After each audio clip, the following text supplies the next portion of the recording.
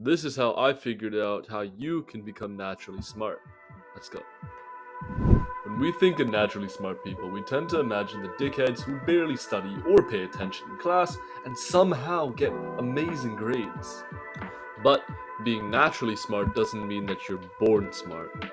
A lot of naturally smart kids were simply conditioned at a young age to think critically and to a higher degree through things like extracurriculars and higher level education. Simply put, their brain just works at a higher level.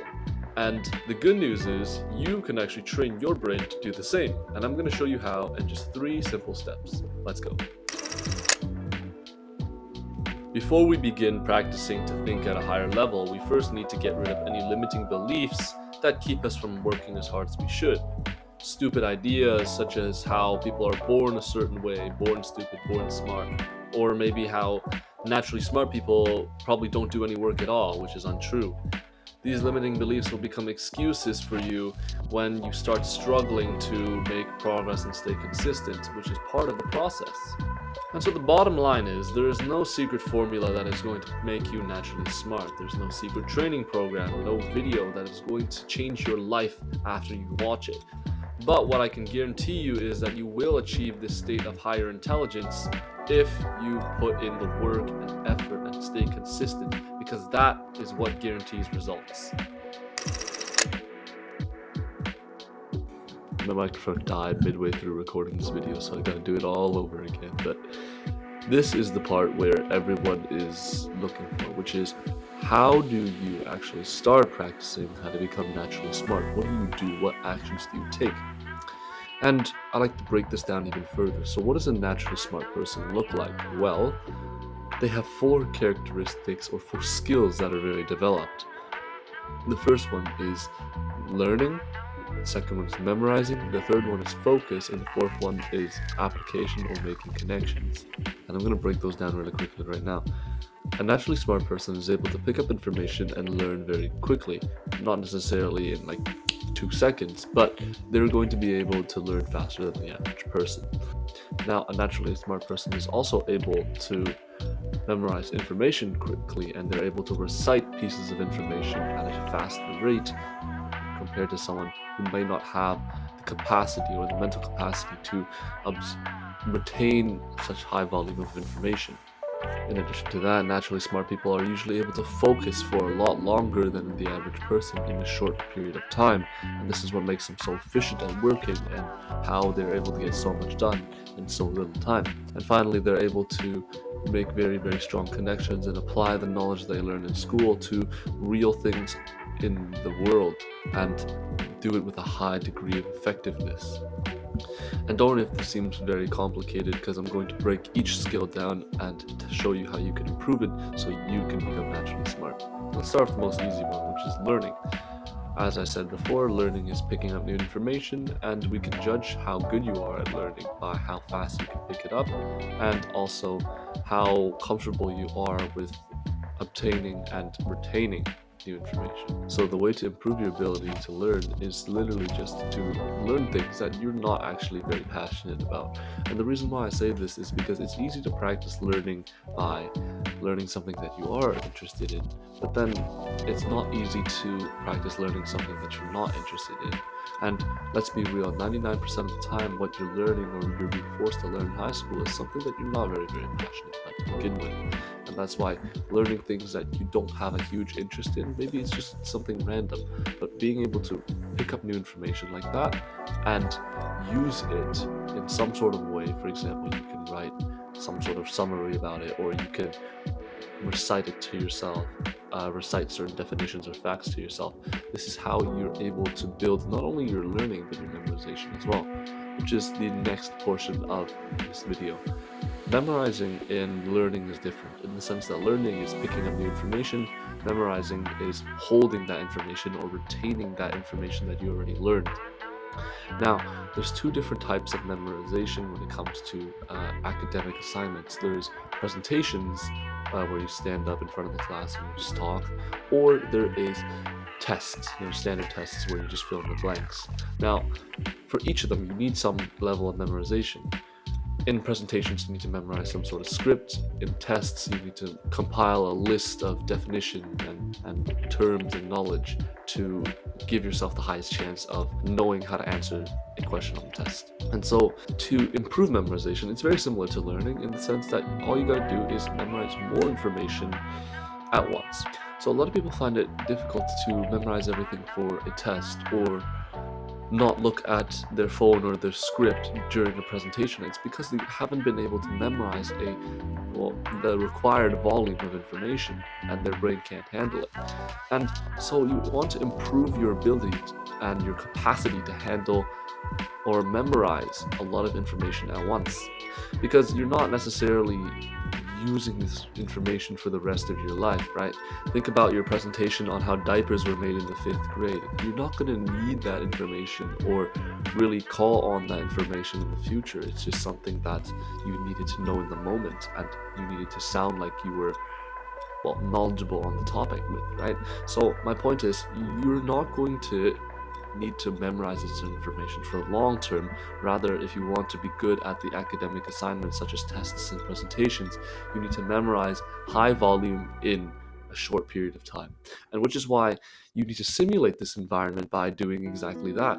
Memorize high volume in a short amount of time. And you can pair this up with when you learn, in the sense that you learn a new topic and then you practice learning by learning something that you're not very passionate about, and then you memorize that information, and you, for example, you write a summary, or you recite it to yourself, things like that, where you can prove to yourself that you're knowledgeable on the subject that you just learned. And what this is going to do is, every single time that you learn something or you practice reciting something, for example, the first time I recited 200 words or 200 terms, like a paragraph. Then the next time I'm going to do it, I'm going to try and overload that and increase the amount of volume of that I'm memorizing every single time. For example, this next subject, I'm going to memorize 250 terms, or not. Okay, that's a little crazy, but I'm going to memorize 250 words. Or if I memorized 20 terms in my first session, I'm going to try and memorize 25 terms in my second session, right? Things like this, because although it seems really random and it seems super basic, the reality is this is how you get better at the skill, by literally doing the skill. I'm a big believer in by learning, by doing the job, and this is exactly what I mean. You need to learn to get better at learning. You need to memorize to get better at memorizing, because there's no secret pill or there's no secret training program that's going to make you have all these skills instantly. You just have to practice it. Now we have focus. The reason why so many naturally smart people are able to put in so little time and still get good grades is because in that period of time they were so focused and efficient that they were able to just get work done super quickly. Now, if I were to define focus, it would be being able to think and do the task for a set period of time. For example, if you are able to think and do the task, or stay focused on the task for 20 minutes, then I would say that your focus is 20 minutes long, right? This is a weird and strange definition, but it helps with what I'm going to tell you right now, which is, to improve your focus, you either need to eliminate the distractions or you need to increase your attention span. Now, to train and optimize your focus, you need to do two things. One is that you need to get rid of all the distractions that break your focus, right?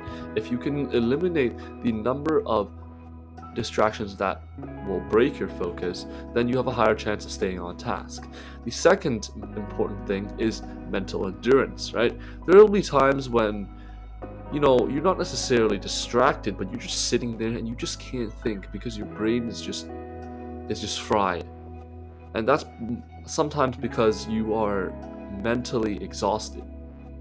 And what I mean by that is, you can sit there for 5 minutes and do good work, very solid work. But then after 5 minutes, you just start losing awareness, and your brain doesn't become as sharp, and you just kind of sit there and you lose ideas. You stop typing on the keyboard, and you're just wasting 10 minutes of your time just sitting there thinking okay, what am I? And one of the best ways to improve your attention span is to stop watching short form content, because if you're so used to getting entertainment in 30 to 60 seconds, when you decide to work or watch a long form video, if you don't get entertainment in the first 30 to 60 seconds, your brain is going to be hardwired to think that like, oh, this is not entertaining, or oh, this is boring, and you stop feeling like the work that you're doing or the video that you're watching has purpose. And if you already don't watch short form content, which is good, another way you can work is sit down at a desk and time yourself and see how long you can stay focused on the task that you have assigned yourself without leaving the chair. This is sort of cool, and I do this a lot of the times because it's like, you get to beat your own record, and it's sort of rewarding. Now, to improve your mental endurance, it's actually pretty similar to what I just said previously. Because to improve mental endurance, you need to be thinking hard about certain things. You can't just sit there and, read a book and think, oh, I'm improving my focus so much because I'm reading. It's not the same. You need to be able to create some sort of product with your brain. For example, calculations, writing something out. Maybe it's reciting something and memorizing something. These things really take up a lot of energy in your brain, and you want to be able to push your brain to the limit and really push it till mental exhaustion, because then that's how you improve. It's the same as weightlifting in the sense that if you want to be able to bench 225 and you can only bench 135 right now, you got to keep benching a little bit more every single time until you reach that goal. You're not just going to bench 135 a million times and hopefully that takes you to 80, or well, not even 80, like a 90-pound jump. It's just not going to happen. And finally, we have application and connections. This is something that's very, very important as well, because it's essentially your problem-solving skills. And not only that, but it's also how you relate the information you learn in school to the concepts and the interactions you have in real life. And the way to be able to relate things more clearly is simply to make more connections and rationalize them in depth. And my point is, if you're going to make a connection or you're going to apply something you learned into some different situation, you need to first make that connection, and then you're going to have to rationalize it in a way that only a maybe 10-year-old can understand. And by doing this, you're able to really break down your thinking process on how you decided that these two things are relevant or these two things are not relevant. I know this sounds very, very confusing, so I'll break it down for you and give you an example. Let's say you're reading two books about superheroes, and there's a hero and a villain in each of them. In the first book, the villain wants to destroy the hero because the hero's parents put the villain behind bars a long time ago. In the second book, the villain wants to destroy the hero because the villain was rejected by the hero's girlfriend a long time ago.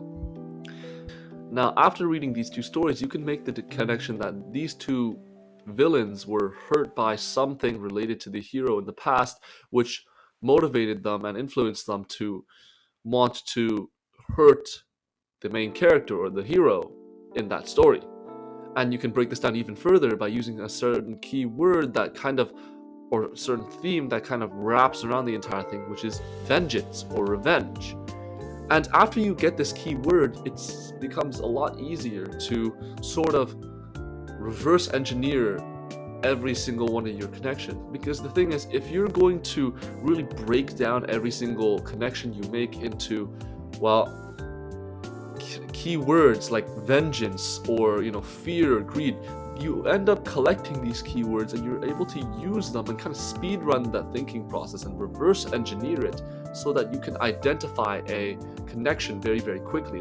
And this is how some naturally smart people are able to make super good connections and apply these connections everywhere, because they're able to reverse engineer it from certain keywords that are more obvious, right? So for example, in a romance story or a love story, they can use certain keywords that are often associated with love. For example, lust, jealousy, envy, vengeance, right? These things are keywords commonly associated with love stories, and they're just able to scan through each word and see which one works the best and then reverse engineer it. And this is how people make such fast connections. Alright, so now that you've kind of understood step 2, whether you're going to start training one of the 4 skills or you can train all of the 4 skills every single day, it doesn't matter, but you have to be training something. And Once you've kind of gotten a good understanding of how it works, how you train it, and you've kind of done it for a couple of days, you're going to start understanding this last step, which is consolidation. You see, the skills and the actions that we're doing in step 2 don't actually make us naturally smart. It is the consolidation of those skills. It is the shortcuts in the thinking process that we discover through doing those doing those actions that make you naturally smart. For example, when I use the connection example, by finding a bunch of keywords through doing a bunch of connections and using those keywords to shortcut your process and kind of reverse engineer your thinking process to get to the answer or get to the connection faster, that is consolidation. But that's not the only example I can give you. If you wanted to consolidate memorization or shortcut the memorization process, let's say you discover that when you do memorize, maybe for you it could be something like you discover that usually it helps if you memorize the thematic statement or the main idea, the main sentence of that specific paragraph or that specific pool of information, and then you can use that to branch off into different sections and kind of freestyle it, because that maybe you're good at freestyling. That is something that you can use to consolidate the memorization process and make it faster. So essentially what you're doing here is you're taking the lessons you learned from doing the actions in step 2 and you're using it to make shortcuts in your working process to make it more efficient and more effective, because now you know, okay, this is what works, this is what doesn't work, this is what I'm going to try and build on, this is what I'm going to avoid. And that's how you become naturally smart. You improve those 4 skills that make it very, very easy for you to take on any sort of academic challenge, and then you optimize those 4 skills by using the lessons that you learned while you were training them and making everything faster and more effective. If you have any questions or you want me to go in depth about something in this video, don't hesitate to leave a comment. And as always, thanks for watching.